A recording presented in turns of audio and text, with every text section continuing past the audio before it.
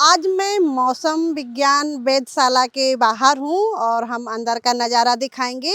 यहाँ पर जो मौसम से संबंधित चीज़ें होती हैं उनका रिकॉर्ड होता है और हमारे साथ सर भी हैं, तो हम उनसे बात भी करेंगे कि किस तरह से रिकॉर्ड होता है और वो मौसम को किस नज़रिए से देखते हैं। अभी हम लोग यहीं बात जी, ये सर क्या है जो क्या कहते हैं पंखे जैसा दिख रहा है सामने हमारे? मैडम, ये हवा की गति नापने का यंत्र है। इसको एनेमोमीटर कहते हैं। ये जितनी हवा तेज होगी उसके हिसाब से ये घूमता रहेगा और उसके घूमने को फिर हम एक नीचे डिजिटल दिखाई दे रहा है, उस पर हम पढ़ लेते हैं। पिछले 5 सालों के तापमान डेटा का रुझान साफ संकेत देता है कि बुंदेलखंड खासकर बांदा में गर्मी का पैटर्न तेजी से बदल रहा है। मई जून के औसत तापमान में लगातार बढ़ोतरी दर्ज हुई है और 2026 में ये सामान्य से लगभग ज़्यादा रहने का अनुमान दिखा रहा है।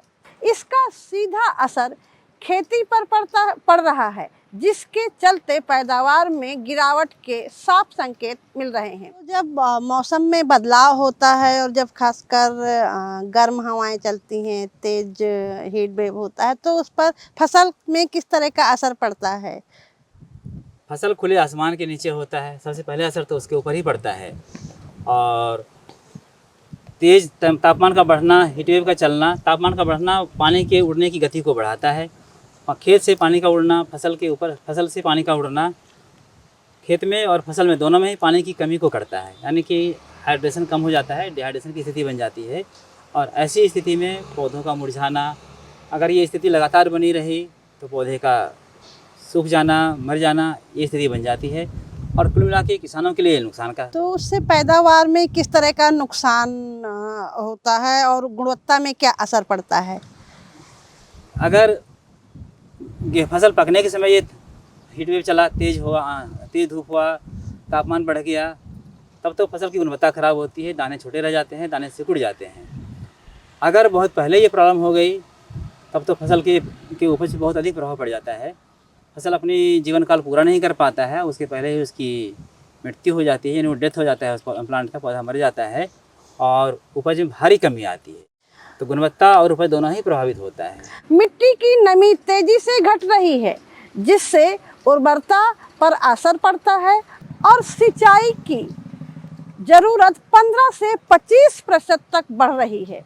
भूजल स्तर नीचे जा रहा है, जिससे छोटे और सीमित किसानों पर दबाव ज़्यादा बढ़ रहा है। हीट वेव का प्रभाव दोनों के ऊपर समान रूप से पड़ता है, लेकिन छोटे किसान के पास कम ज़मीन होता है, कम संसाधन होते हैं, नुकसान का असर उनके ऊपर ज़्यादा आ जाता है। जो भी नुकसान होता है हीट वेव के कारण या अधिक तापमान के कारण, वो ज़्यादा उनको दिखता है इन कंपेरिजन टू दूसरे किसान जो बड़े वाले किसान हैं। नुकसान तो उनका भी हुआ, लेकिन उनके ऊपर उसका असर कम पड़ता है। हीट वेव के कारण फसलों का चक्र भी कुछ बदलता है क्या? हाँ मैडम, अगर तापमान अचानक बढ़ गया तो फसलों की अवधि कम हो जाती है, यानी लंबी अवधि की फसल भी थोड़ी कम जल्दी पक के तैयार हो जाती है, वो भी अपना जीवन काल जल्दी पूरा कर लेता है। इस प्रकार उसका चक्र बदल गया। हमारे मानसून देर में किसी कारण से आ गया, मानसून देर में आने के कारण हमारे जो हमने सोच रखा था कि लंबी अवधि क्रॉप लगाएंगे, अब हमको लगाना पड़ेगा छोटी अवधि क्रॉप लगानी पड़ेगी। अगर हमने लंबी अवधि क्रॉप लगा लिया, वो देर में कटेगा तो फिर अगली फसल हम नहीं बो पाएंगे, तो इस तरह से वो प्रभावित होता रहता है।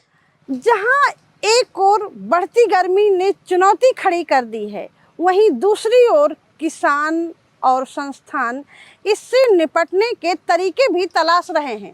पारंपरिक जल संरक्षण जैसे तालाब और कुएं फिर से अहम भूमिका निभा रहे हैं और तकनीकों का उपयोग बढ़ रहा है।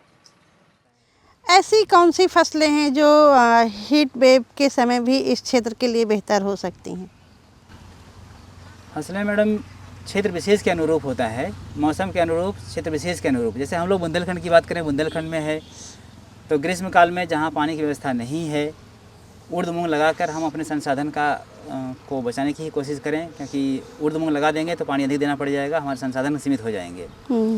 रही बात, इसके बाद खरीफ का मौसम आएगा। खरीफ में हम दीर्घ अवधि वाले फसल ना लें, धान ही अगर लगाते हैं तो धान लंबे समय वाला ना लगाएं, वैसे धान की वैरायटी ना लगाएं, किस्में ना लगाएं जो बहुत पानी चाहता है, कम पानी चाहने वाला हो तो ठीक है। रबी में भी उन फसलों को ही हम लें जिनको कि कम पानी चाहिए, जिनका ड्यूरेशन कम होता है, ताकि मार्च के महीने में जो तापमान बढ़ेगा तो उसका उसके ऊपर असर नहीं आए। अप्रैल मार्च में हमारा तापमान बढ़ ही जाता है, हम लोग देखते हैं हमेशा। तो लंबी अवधि वाले फसलों का चुनाव नहीं किया जाना ही उत्तम विकल्प है। खबर लहरिया, आपकी खबर आपकी भाषा।